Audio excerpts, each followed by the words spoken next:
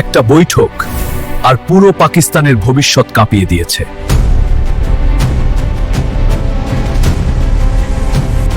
আজকের এই রিপোর্টে আমরা দেখব আসলে ভেতরে কি ঘটছে পাকিস্তানে।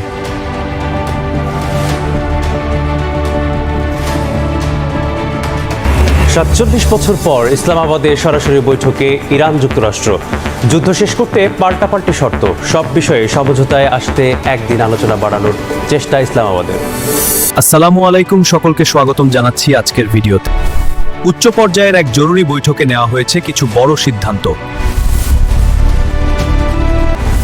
মূল চাপ এসেছে অর্থনীতি, ঋণ আর রাজনৈতিক অস্থিরতা থেকে। এর সরাসরি প্রভাব পড়ছে সাধারণ মানুষের জীবনে। ভোজ্য তেলের বাজারে অস্থিরতা, বাড়তি দামে খোলা সয়াবিন বিক্রি, বোতলজাতের সঙ্গে গুছিয়ে দেওয়া হচ্ছে অন্য পণ্য। কাঠগড়ায় ডিলার কোম্পানি, দাম সমন্বয় নিয়ে বৈঠক আজ। কুষ্টিয়ায় দরবার শরীফে হামলা, ভাঙচুর, আগুন, একজনকে পিটিয়ে হত্যা, আহত 2 জন। পরিস্থিতি নিয়ন্ত্রণে অতিরিক্ত পুলিশ মোতায়েন।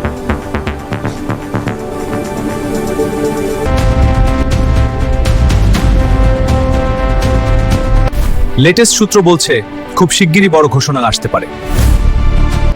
মধ্যস্থতায় ইরান যুক্তরাষ্ট্রের প্রথম দফা শান্তি আলোচনা। সব বিষয়ে সমঝোতা না হওয়ার আলোচনায় আরও একদিন বাড়ানোর চেষ্টা করছে ইসলামাবাদ।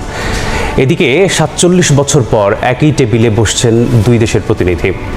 লেবাননে যুদ্ধবিরতি সহ 10 দফা শর্ত দিয়েছে তেহরান, আর ওয়াশিংটনের পক্ষ থেকে 15 দফা তুলে ধরা হয়েছে।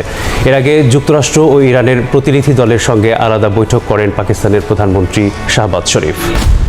পুরো বিশ্ব এখন পাকিস্তানের দিকে নজর রাখছে। ক্ষমতার ভেতরে শুরু হয়েছে নতুন টানাপোড়েন।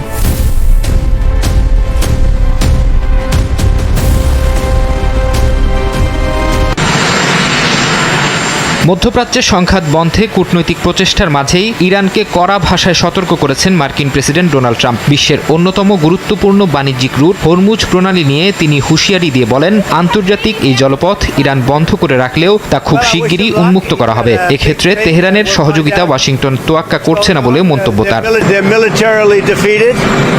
And now we're going to open up the Gulf with or without them.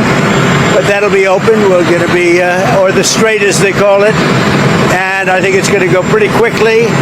And if it doesn't, we'll be able to finish it off one way. ইরানের সাথে সম্ভাব্য চুক্তির প্রধান শর্ত হিসেবে পারমাণবিক নিরস্ত্রীকরণকে অগ্রাধিকার দিচ্ছেন ট্রাম্প। তিনি জানান, আলোচনার পুরোটাই নির্ভর করছে ইরানকে পরমাণু অস্ত্র অর্জন থেকে বিরত রাখার উপর। দেশটির সামরিক সক্ষমতা এবং ক্ষেপণাস্ত্র শক্তি ধ্বংস করা হয়েছে বলেও দাবি করেন Trump. No nuclear weapon, number one. You know, I think it's already been regime change, but we never had that as a criteria. No nuclear weapon. That's সাংবাদিকদের সঙ্গে আলাপকালে ট্রাম্প ইরানের সঙ্গে দীর্ঘদিনের অমীমাংসিত আলোচনার কঠোর সমালোচনা করেন। বলেন, বিভিন্ন মার্কিন প্রেসিডেন্টের সাথে ইরান শুধু আলোচনা করে সময় নষ্ট করেছে, তবে তার প্রশাসন সেই পথে হাঁটবে না। সোশ্যাল মিডিয়ায় এটি এখন 1 নম্বর ট্রেন্ড।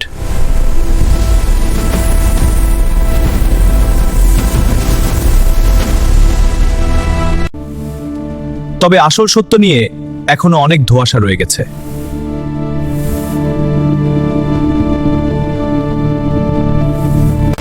এমন এক্সক্লুসিভ ব্রেকিং নিউজ পেতে এখনই সাবস্ক্রাইব করুন নুমান অফিসিয়াল।